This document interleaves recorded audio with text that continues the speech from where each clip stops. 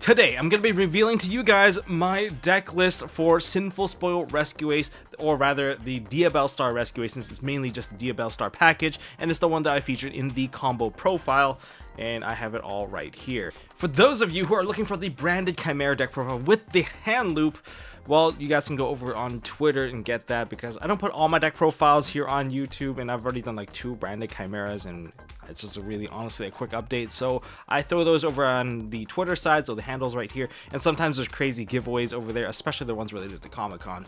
Those are usually thrown over on Twitter, and if you don't want to miss out on those, there you have it. Anyways, well, let's get started with today's main feature, Rescue Ace. Starting with the main deck, so we have 1 copy of Diabellstar the Black Witch. Fantastic card. I think you only need 1 of this. If you only plan on playing the engine, 5 cards within that engine is enough. You can play more copies of it, but you're going to see some cluttery hands for more consistency of seeing the card, so it better have a good enough trade-off. So say that you want to use the levels for like synchroing a little bit more often, then yeah, that would make more sense, but I'm not that focused on synchroing, so I'm only playing 1. And then there's 1 Jet Synchron, because original Sinful Spoil Snake Eye can basically special summon out any of your fire level 1, so this is with the additional 1 in case you already have your Hydrant. And let's go into the Rescue Ace package. 2 copies of Turbulence. Have a safe way before you drop Turbulence, because once you land Turbulence, you more or less win the game. Okay, so it's really tough for your opponent. Next, we have triple copies of Rescue Ace Hydrant. Honestly, you don't need to run 3. I'm planning on cutting 1 down for Super Poly. If I can find a perfect package for Super Poly in my extra deck, then I can just play just 2 of these, because there's just so many ways to actually dig this card out that having an extra one in your hand, again, would probably meet that clutter requirement that I don't really like. But you know, having an additional Super Poly, I love not giving my opponent any response when I break their board, and it's probably one of the best way to break the board. Now we go into Airlifters. Just search your emergency, search your HQs.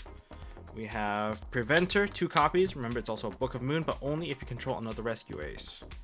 And send it to the graveyard. Manipulating this card and timing it well into the graveyard is probably one of the key factors of determining whether or not you are a good Rescue Ace player. Then there is Rescue Ace Impulse. I just play this to get out, well, I get out this card, Fire Engine. Fire Engine, sometimes maybe it goes straight into Preventer, but Fire Engine, if you're doing on the opening turn, you can use this to get into an Airlifter. Airlifter get you the emergency, so you have a proper turn 1, so that it's a lot more consistent. Or you can go straight into the Hydrant in case that you already have everything you need. With the first set of hand traps, we have Triple Ash Blossom. I don't think I need to explain, it's just generically good overall. And into the spell cards. Spell cards, triple Wanted Seeker of Sinful Spoils. Do this during the draw phase, because you can use this to dodge Droll for the most part. But aside from just dodging Droll, this card is just fantastic. Even if your original gets ashed, and speaking of original, even if this card gets ashed, at least you can banish Sinful Spoils or Seeker, so that you can put this to the bottom of the deck and draw a card, so it can help you recuperate some of your losses and maybe dig into the proper out. And continuing on, we have double triple attack. I don't know if I'm going to be playing Thrust or not, but it seems like Thrust might be a good choice as well. If you have Thrust, maybe shove it in. Then we have the Rescue Ace Engine, triple emergency. This card should just be like a foil. It's so good. It digs out a card, or sometimes just acts as a Foolish Bear to dump Preventer into the graveyard to help you revive cards. So mid game, it's still going to be really good. And the 1-ofs, 1 HQ, 1 Alert, 1 Rescue. Just remember that this card can help you take out some of your opponent's graveyard problems, so they can summon it onto your side of the field. Just keep that in mind. And then 1 Rhoda.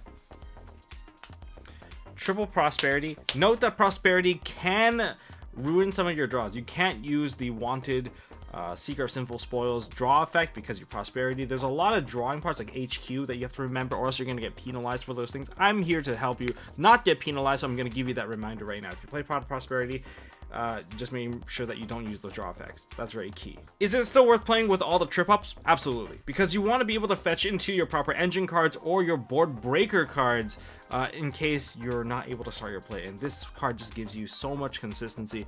I wouldn't be surprised if this card got limited to 1, and then you'll be forced to play other cards, and maybe you'll make room for those Super Polys that I'm missing. Next, the board breaker cards, we have Book of Eclipse. I honestly just want to play Book of Moon, but in terms of just testing in general, this card does function to clear off a lot more problems than just Book of Moon. And with that in mind, what's so good about Book of Moon? Well, Book of Moon, in case your opponent tries to imperm your Turbulence, you can Book of Moon your Turbulence face down. That's good, and you can still keep your Hydrant face up, which means you can activate one of your set cards right away. That's one of the benefits of Book of Moon. But in the case that your opponent tags out their cards, Book of Moon isn't really going to do very much for you. So, you know, Book of Eclipse, a little bit more aggressive. Book of Moon, a little bit more defensive, in my opinion.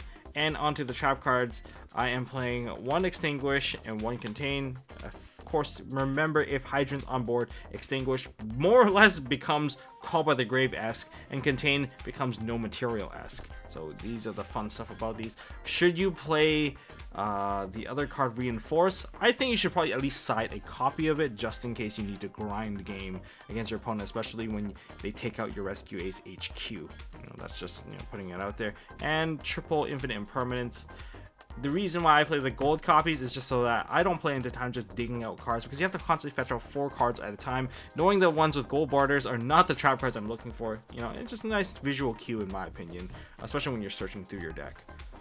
Now for the extra deck, I want to see if I can give you guys a little bit more insight, but first check these out. These are some of the MST merch sleeves. Of course, we have the Ulti Instinct, for those of you guys who prefer that kind of energy, and we also have the Ulti Ego. You guys love this one, but honestly, you know, do you feel like the Ulti Ego energy, or do you feel like the Ulti Instinct energy? Let me know down in the comment section. But yeah, these are available. Anyways, let's start off with the first 2 monsters that are non-linked monsters. We have Baron de Fleur and Abyss Dweller. I'm going to switch the sleeve out of the Baron back into the regular one. It's just me that I want to show it to you guys. But Baron de Fleur help you protect you against like major board breakers, and Abyss Dweller to help you shut down all those graveyard based matchups in case you want to flow into that particular line. I think it makes sense. You should always play things that just prevent your opponent from playing more than just allowing yourself to play. I think it's just very important. Anyways, let's start off with the Link ones. We have Link Ribble. You have to play this. This one lets you get rid of your Hydrants. And then if you have nothing but a normal summon Hydrant play, then you need to play an Almirage so that you can go into a Decode Talker Heat Soul line. That particular line, I'll just do a quick demos on those. Then we have Dark, the 2 Charmers, and Hita. Because you have Link Rebo, you can quickly go into a Dark very, very easily, and maybe take opponent's Dark monsters and maybe lead into an Access Code. Some players are leading into Celine because you now have a Spellcaster, thanks to Diabellstar. And Hita can take Ash, or in the mirror matches, you can help your facilitate missing pieces as well. As for tech pieces, we have Puzzle Mino, we have Salamangreat, Sunlight Wolf, and of course we have Nightmare Phoenix. Funny enough, all the Nightmare cards, I want to give this a test, replace them all with SP. I know it's very expensive, but essentially SP kind of does what you already needed to do. And as long as you can keep a Link Rebo in the graveyard, I think you have a good chance. You have a good chance of just breaking boards with this SP. And SP just functions so well. So, you know, for those of you guys who want to try it, try triple SP. I mean, OCG have tried double SP. I want to see if we can just push it to triple SP, because it does count for 1 removal and 1 disruption at the very least. But that's just my take on it. Puzzle Mino to convert your guys into level 4, so you can go into Abyss Dweller on a quick opening play. Sunlight Wolf to help you retrieve some of your fire, especially if you dumped Ash into the graveyard already. And so Phoenix, use this to break apart one of the back rows before you drop your Turbulence. That's like essentially the purpose of that. But also because of that, you can replace it with an SP, because SP can also hit the back row. And then we have IP Masquerena that can turn into SP during your opponent's turn. Speaking of SP, I have 1 SP because I only have 1 right now, but I'll get more eventually. But yeah, that's mainly the Link 2 package. And finally, the remainder, we have 1 Nightmare Unicorn, more board clearing. Board clearing paving the way for the access code, but we also have another couple of monsters here. We have 1 Appaloosa and 1 Heat Soul. If I were to shove in the Super Poly package, say the Garura or the Mud Dragon or the Swamp, or both of them, I think Appaloosa might be my first cut, and then the second cut might be the Nightmare Unicorn. I don't know, not completely sure. Or I might get rid of the Almirage line because maybe I won't need it as often. It really depends on what I need. And for instance, if I reduce the Hydrant count, then I may take down the Almirage line. But that's just, you know, one of my opinions, one of my thoughts I haven't really truly tested yet. So just kind of blurting it out right now. So before we jump into the combo portion, if you guys like what you see already, hit that thumbs up button, hit that like button, subscribe, ding the notification bell. Really appreciate you guys for doing so. We're reaching our 100K goal very soon, and that's all thanks to you awesome people. And this is stuff that's available at MST.TV. So this is the oversleeve guard that typically people can bundle up with their cards, so you can actually oversleeve. You guys might have seen like, oh, your cards aren't protected. Well, you can make sure that they last a lot longer by using, you know, an oversleeve. So this is kind of how they look. This is how it feels. Just doing it live for you guys.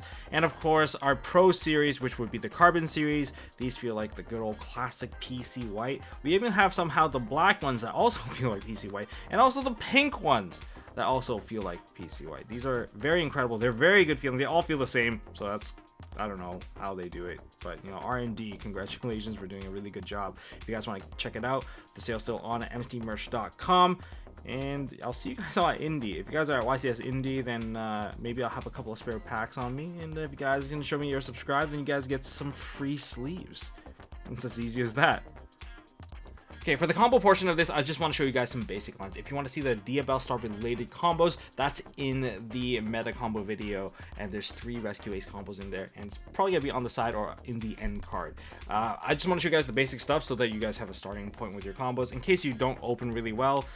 So let's say we start off with the Rescue Ace Hydrant. Typically, you always want to go into Turbulence. Your focus should always be Turbulence, but if you only have Hydrant and you can't load 2 names into the grave, then this is what you should probably do into the Decotaka Heat Soul play. Normal summon out the Hydrant, activate the effect of Hydrant, adding a Preventer into hand. Because this was normal summoned, we're going to now link this into Almirage. Now we're going to activate the Preventer we just added with Hydrant and special summon that onto the field. It's not going to amount to much, but they are double fire, so we can now convert that into another Cyber Link monster. We have Salamangreat Great Sunlight Wolf. Because the Preventer now was sent to the graveyard, that's going to now activate and allow us to special summon back the Hydrant onto the field, onto the Sunlight Wolf arrow, which will allow you to add back the Preventer into your hand. And next, you're going to link this Hydrant off and special summon out Link Rebo. Now we have 2 Cyber monsters of different attribute, which is going to allow us to link summon even further and go into Decotaka Heat Soul. Activate the effect of Heat Soul to draw 1 during your opponent's turn, draw another card, and this is how you can try to kind of catch up because you did not get into Turbulence. Say we want to lock your opponent's graveyard with the Abyss Dweller play. Essentially, you just need Airlifter plus any other Rescue Ace monster you get there. So starting off with the normal summon of the Airlifter effect, we're just going to add Emergency. So this is pretty basic stuff. We're going to activate the Emergency, and we're going to special summon out the Hydrant in defense mode, and then we're going to send the Impulse into the grave. It doesn't really matter what monster it is, it's going to get special summoned back anyhow. Activate the Hydrant effect, Hydrant gets the Turbulence. Activate the Turbulence to special summon itself, so we're going to banish 2, and this is going to summon itself out. Activate the Turbulence, assuming everything is smooth. You should probably ensure this is smooth before you go too far, okay? There are other things you can do before here. We're just going to show you the necessary steps. We're going to get Alert for sure, because that's going to help us get the Preventer. We're going to grab a Rescue, Extinguish, and a Contain it. In case you already have, you know, some of these, you can definitely get an Emergency. Anyways, we're going to now activate the Alert thanks to Hydrant, so we're going to use that to grab the Preventer. Preventer now in hand, activate Preventer, banish the Alert, special summon out the Preventer. And from here, we can just take the Turbulence and the Preventer, and we can immediately link that into our Puzzle Mino. Effective Preventer, summon back the Impulse into the Puzzle Mino arrow. Puzzle Mino effect changes this to a level 4. Now you can overlay these two, okay? You can overlay these two into a Dweller, and therefore you have made yourself a Dweller play. Alright, pretty basic stuff. You have quite a bit of disruption. If you can generate 1 more monster, say you have just an ability to summon another monster, whether it be from your Diabellstar package, you can use that to just get an additional monster to go into an IP Mask Arena, because once you get to the IP Mask Arena, now you have even more disruption, and now it's really hard for your opponent to kind of break through that board. So that's the additional change. But if you want to see more combos, again, check out the link on the side so that you guys can see all the meta combos that you should know for the current format, at least right now. And that is it for the starting point video for Rescue Ace. This is a deck list. I am still trying to modify it myself with Super Poly. I think Super Poly is just one of my favorite cards to play and one of my most hated cards when it comes to playing against. Really, no response.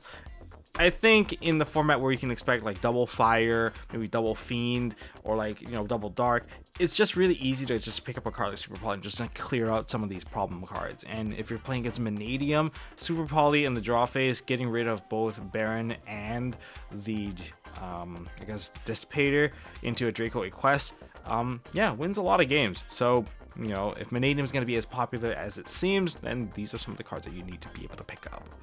Well, and that's really it. That's all I got for this video. Thank you guys for watching. If you guys enjoyed this video, hit that thumbs up button, hit subscribe, ding that notification bell. Don't forget to check out the combo video, and I'll see you guys at YCS Indie. And yeah, we'll pick up some free stuff while you're there.